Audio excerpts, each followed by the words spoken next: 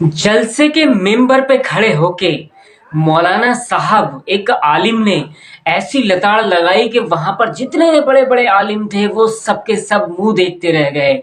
और उन्होंने क्यों लताड़ लगाई, आइए चलिए ये पूरा वीडियो देखते हैं। जलसा का ये तरीका नहीं। नंबर एक, 2 रात का जलसा नहीं, 1 रात का जलसा होना चाहिए। और जितने नौजवान यहाँ पैसे बांट रहे थे ना, इनको होना ही नहीं चाहिए। या तो 2 तरीके से प्रोग्राम करें, नात खानों को अलग कर दे, तकरीर वालों को अलग कर दे। सिर्फ नातिया मुशायरा होगा, उसने जितने उचंगे, लफंगे, मवाली, गुंडे, छिछोरे सब आके रंडी की तरह पैसा बांटे उसका अलग ही कर। लेकिन जो नाइबे मुस्तफा हैं, जो वारिसे अंबिया हैं, बल्लिगु अन्नी वलो आया, जिनका मिशन है, जो एक मसला की खातिर 28 महीने जेल में रहे हैं, जो एक मसला की खातिर 7 साल ग्वालियर के जेल में रहे हैं, जो एक मसला की खातिर आज भी इजराइल से लड़ रहे हैं, उन लोगों को अलग जलसा है। उसमें सिर्फ नाइबे मुस्तफा होंगे, आलिम खतीब होगा, उनकी तकरीर होगी। ये एक सही तरीका होगा, ताकि इस तरीके से बदनज़मी और इंतशार का माहौल नहीं होगा। एक जलसा था 5, 6, 7 मई 1972 में। ये इस जलसे में कई लाख रुपए खर्चा हुआ है, आपको पता है। 40,000 से ज्यादा तो गुलजार मियाँ के लिए ज़ादेरा भेजा गया। कमेटी वालों ने पूरी कोशिश की, 6 महीने पहले से तारीख ली गई। जो सरकार गुलजार मियाँ ने तारीख दी थी, वही तारीख का जलसा हो रहा। उसके बावजूद इस हराम कारी की खबर लगने की वजह से वो नहीं आया। अब बताए क्या करें? कमेटी की गलती है, हजरत की गलती है, या कैमरामैन की गलती? किसने दावत दिया इनको? कौन बुलाया इनको? समझे भाई जरा, हम लोग किसको इस्लाम समझ रहे हैं, किस माहौल में जा रहे हैं, किसको जलसा समझ रहे हैं?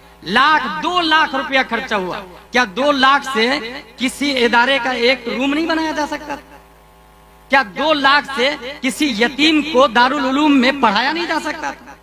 क्या 2 लाख से किसी यतीम बच्ची की शादी नहीं कराई जा सकती?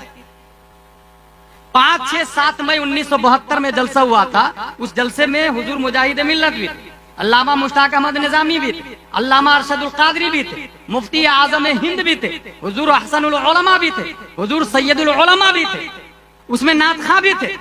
फर्क ये कि सामीन ऐसे नहीं थे जैसे अभी है। एक उधर से बोला, ए मौलाना साहब तुम चुप रहो, पढ़ो नदीम भाई, पढ़ो तो तुम। वला हौला वला कुव्वा इल्ला बिल्लाहिल अलील अज़ीम। वो जलसा हुआ था जिस जलसे के बाद कौम को जो फायदा हुआ, उस फायदे को पूरी दुनिया अल-जामियतुल अशरफिया मुबारकपुर के नाम से याद करती है। उस जलसे से अशरफिया बना था। आज भी जितने उलमा मिसबाही हजरात दिखते हैं बड़े बड़े, ये सब वहीं के फारिग हैं। जलसे का वजूद किसी तहरीक के लिए होना चाहिए, किसी तंजीम के लिए होना चाहिए, किसी इंस्टीट्यूट और कोचिंग सेंटर और क्लास के लिए होना चाहिए, न कि वाह वाह वाह सुभान अल्लाह, एक बार और, एक बार और। जरा इस्लाम को समझे।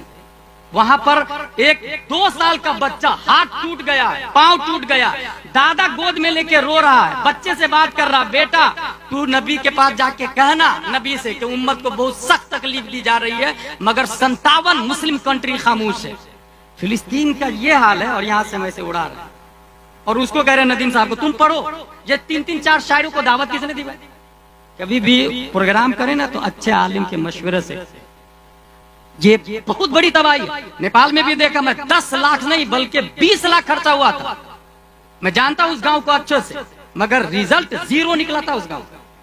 20 लाख से ज्यादा। शब्बीर को बुलाया था उस काले आदमी को जो अली अली अली अली पढ़ता है, जबकि उलमा ने कहा जिस प्रोग्राम में सिर्फ अली का जिक्र हो, सिद्दीक अकबर का जिक्र ना हो, तो वो जलसा गैर शऊरी तौर से अहले तशय्युअ की तरफ जाता है।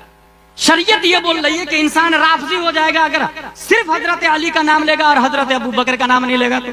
मगर ये पब्लिक को कौन बताएगा? नात खां बताएगा, अजमत भाई बताएंगे, नदीम भाई बताएंगे। ये समझ, अच्छा सब लोग भागने लग जाते हैं। शर्म आती है हमें बोलने में कि एक जिम्मेदार काज़ी क़ुज़ात फिन नेपाल बैठे हुए, मुफ्ती इजहार साहब बैठे हुए हैं, और इस्लाम बचाना, इस्लाम बचाना। कैसे बचेगा इस्लाम? ऐसे पैसा बांट के ऐसे इस्लाम बचेगा? कभी सोचे तन्हाई में जाके कि हम जो कर रहे हैं कितना सही कितना गलत है। असल में इस्लाम को इज़्ज़त दीन समझाई नहीं हमने। नतीजतन जो हाल है वो आप देख रहे हैं।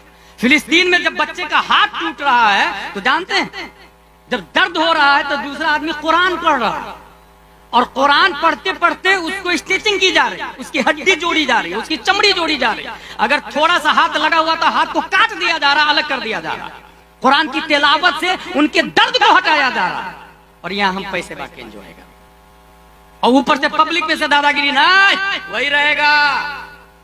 हमारे नदीम भाई से पूछा कितने आलिम का कोर्स किया उन्होंने, कभी सोचे आप इस बात को? ये मैं क्यों बोल रहा हूं, मैं जिम्मेदारी से बोल रहा हूं। हमारे उलमा मौजूद है ताईद के लिए। इस्लाम को रिप्रेजेंटेट कौन करेगा, इस्लाम की नुमाइंदगी कौन करेगा? जो इस्लाम को जानेगा तब ना, इस्लाम किस परिंदा का नाम है उसको समझेगा तब ना। जो जानता है उसको पीछे कर दिया आप लोगों ने। इस चैनल पर दिखाए जाने वाले सभी न्यूज से अपडेट रहने के लिए चैनल को सब्सक्राइब करें और बेल आइकन को दबाना ना भूलें। धन्यवाद।